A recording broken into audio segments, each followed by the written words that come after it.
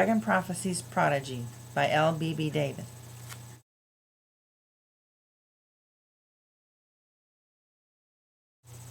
Odd, Crane observed. I knew the mighty Thorin. I had never heard nor seen any black dragon do that before. I had always thought that black dragons bled black blood. Crane walked over to look at the corpse. The other dragons watched his movements. Crane turned the corpse over and looked on the frozen side that had not been burned. Ash flew about as the green leader moved the body. On the underside of Thorin, black blood mixed with green slime oozed out of the wounds where his arms had once been. Crane inspected the wounds. Black dragons do have black blood. Orlac snarled. The massive red dragon walked next to Crane to examine the corpse. The blood is tainted. Crane observed.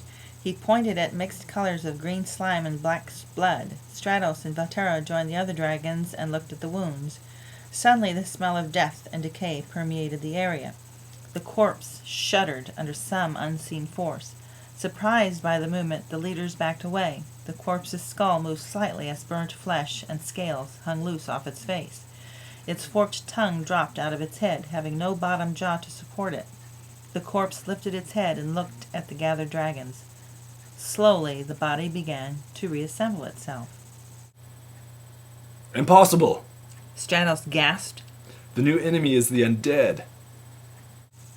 Undead? Valtera wondered. How can that be? Die! Orlac roared, raising his head to use his fiery breath once more.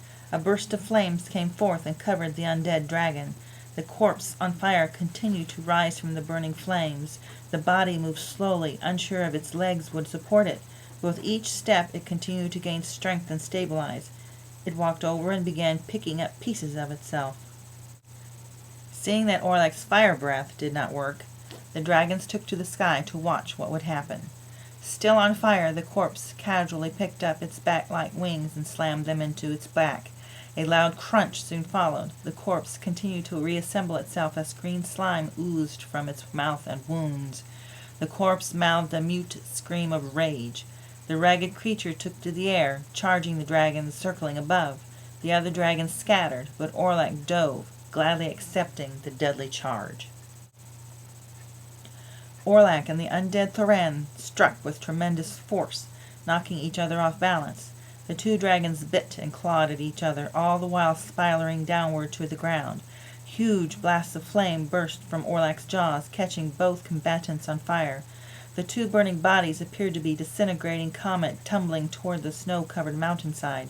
The red dragon attempted to break free from the grasp of the undead dragon. Orlac realized they were past the safe point of pulling up and forced the undead dragon under him. The two bodies slammed into the mountainside with a thunderous boom heard across the mountains. Smoke billowed from the area of the impact. The other dragon circled high above where the two dragons had crashed. Out of the smoke came the red dragon's head, which continued to breathe fire. Orlac heaved his body out of the crater. The red dragon landed heavily on his side. His wings' membranes were punctured beyond repair. As the other dragons flew closer, they could see Orlac was bleeding heavily from his abdomen.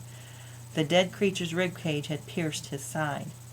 Through the smoke, the observing council members could see Thorin's body was shattered and charred under the mighty force of Orlac's weight and fiery blast.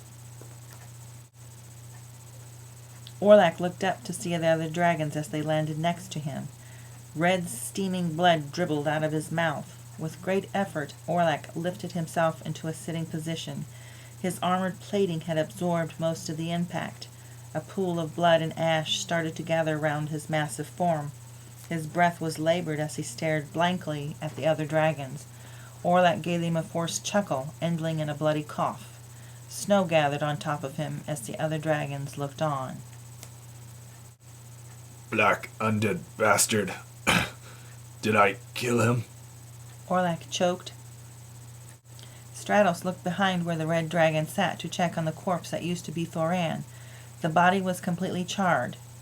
There were shattered bones cast in every direction. An unrecognizable mass lay in a heap where the corpse had once been. Bones and green marrow oozed out. Yes, I believe you destroyed him. Stratos stated sadly. Vatara, can you do anything for Orlok? Vatara went over and looked at Orlak's multiple wounds. Vatara looked at Stratos with fear in her eyes. She shook her head no and returned her attention back to Orlak. You did a brave thing, she said, looking at the mortally wounded dragon. The Red Clan will be proud of their victorious leader. Destroying such a mighty foe was an amazing feat. Few could have achieved what you have. Orlak smiled gratefully at her kind words. His smile was interrupted by another bloody cough. Orlak whispered,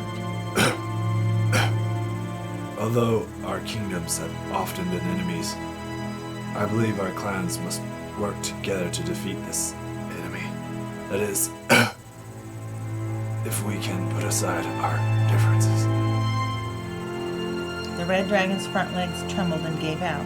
Stratos caught Orlak before he fell and gently laid him upon his chest. The dying leader coughed a few more times. Smoke slowly stopped rising from his nostrils. Orlak, leader of the Red Clan, was dead.